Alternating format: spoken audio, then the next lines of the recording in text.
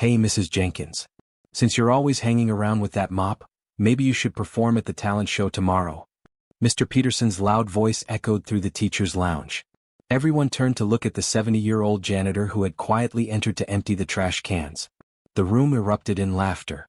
Mrs. Jenkins stood frozen, her weathered hands gripping the trash bag. After 22 years of cleaning at Westridge Academy, she was used to being invisible, not the center of attention. "I'm serious," Mr. Peterson continued, grinning at his colleagues. "Our talent lineup is weak. We need some entertainment." He emphasized the last word, causing several teachers to snicker. Mrs. Jenkins should have stayed quiet. Should have nodded politely and continued with her work like she always did. But something inside her, something that had been dormant for decades, suddenly stirred. "I could play violin," she said quietly. The laughter grew louder. Principal Wilson, who had been checking his phone, looked up with an amused smile. "The violin? Really?" Miss Carter, the young music teacher, exchanged glances with her colleagues. "Do you even have one?"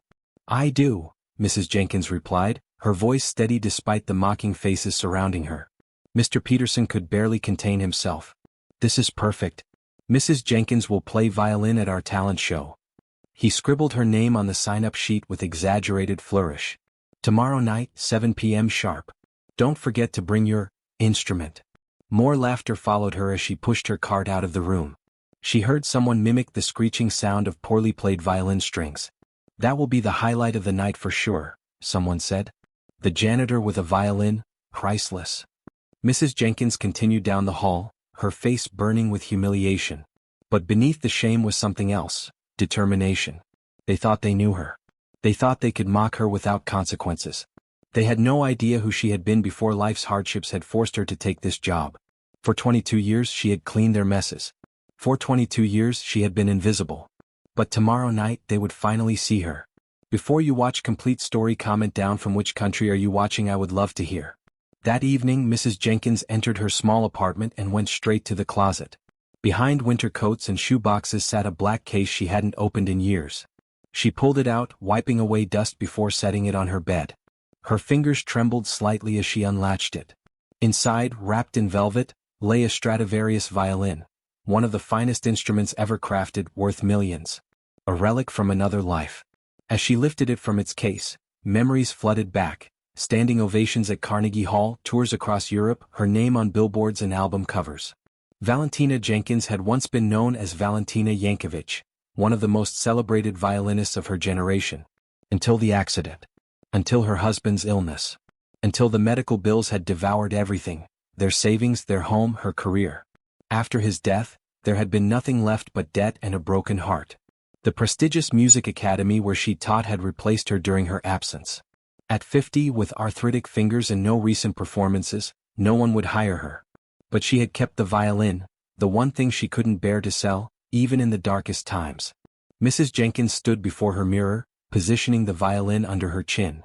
Her reflection showed an old woman in a gray janitor's uniform, not the elegant musician in silk gowns from years past.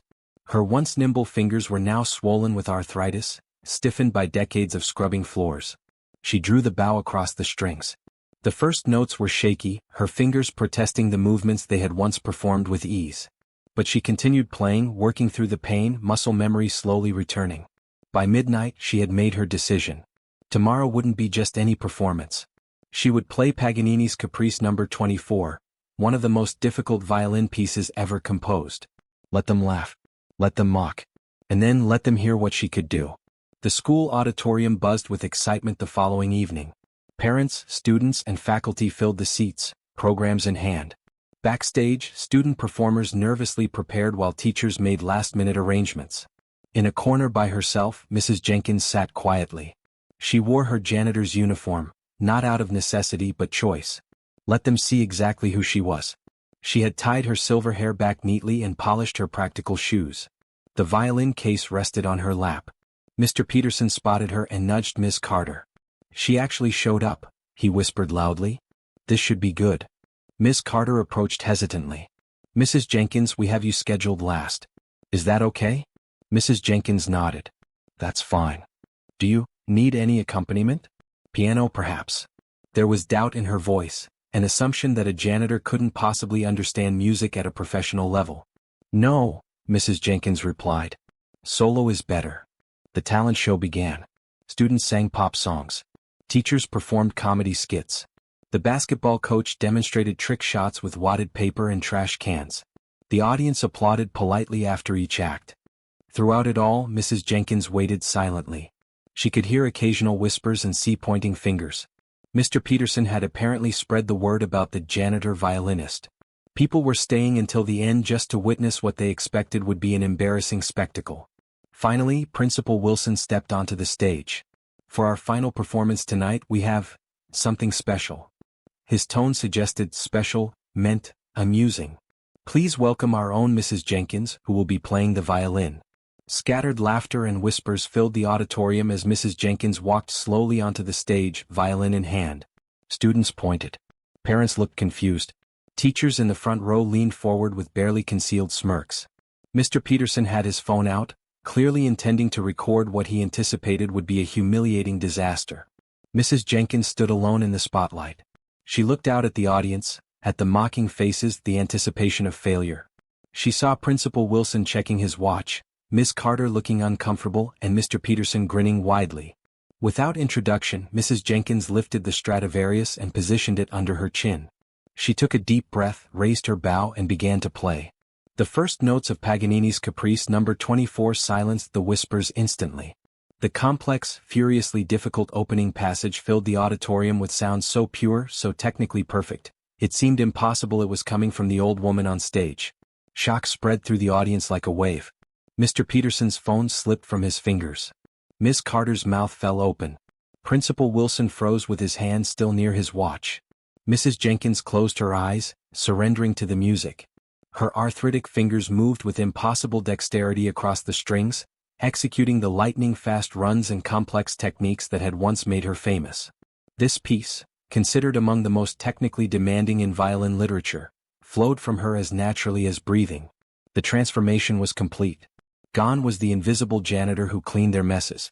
In her place stood a virtuoso, commanding the stage with authority and brilliance. Despite her humble clothing, she suddenly possessed a dignity and presence that made everyone else in the room seem small. Students who had been scrolling on phones now stared transfixed. Parents who had been checking the time sat forward in their seats. Teachers who had laughed minutes before now watched in stunned silence, their faces pale with shock and dawning shame. As the piece reached its explosive finale, Mrs. Jenkins opened her eyes. She looked directly at Mr. Peterson as her fingers executed a series of impossibly fast arpeggios that left the music teacher Miss Carter shaking her head in disbelief. The final note hung in the air for what seemed like eternity. Then silence. The audience sat stunned, unable to process what they had just witnessed. Mrs. Jenkins lowered her violin and waited. Suddenly, from the back row, someone began to clap. Then another person joined, and another. Within seconds, the entire auditorium erupted in thunderous applause. People rose to their feet, cheering and shouting bravo. Many were crying, moved beyond words by the unexpected display of mastery. Mr. Peterson remained seated, his face ashen. Principal Wilson stood applauding, tears streaming down his cheeks. Miss Carter stared in open amazement, recognizing she had just witnessed playing beyond her own considerable abilities. As the standing ovation continued, Principal Wilson rushed to the stage and took the microphone. "Mrs. Jenkins," he said, his voice cracking with emotion. I've never. Who are you?" Mrs. Jenkins stepped to the microphone. "I was once known as Valentina Yankovich." Gasps echoed through the audience. Miss Carter's hand flew to her mouth in shock. Any music professional recognized that name, the prodigy from Yugoslavia who had taken the classical world by storm decades ago before mysteriously disappearing from public life. "But for the past 22 years, Mrs. Jenkins continued quietly, I've been your janitor." The silence that followed was deafening. The shame on the faces of the teachers in the front row was painful to witness. Principal Wilson struggled to speak. "Why didn't you ever say anything?" Mrs. Jenkins looked at him directly. "You never asked. You never saw me." Another wave of applause swept through the auditorium, even louder than before. Students were standing on chairs. Parents were wiping away tears. Mr. Peterson had disappeared from his seat, unable to face the magnitude of his cruelty and the brilliance of its response.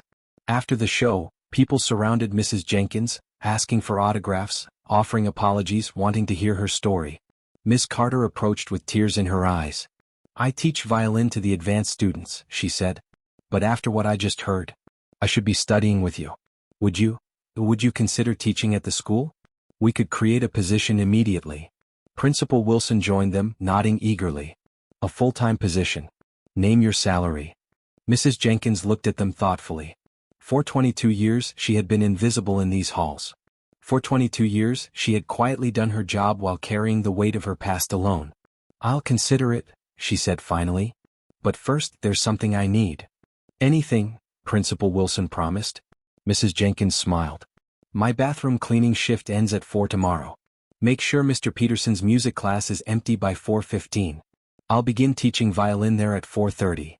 The next afternoon, students lined up outside the music room, instruments in hand. Word had spread throughout the school and beyond. The janitor was actually Valentina Yankovich, the legendary violinist, and she was giving master classes. Mr. Peterson had called in sick. Mrs. Jenkins, now addressed as Ms. Yankovich by everyone, entered the music room at precisely 4:30. She still wore her janitor's uniform, her cleaning cart parked just outside the door.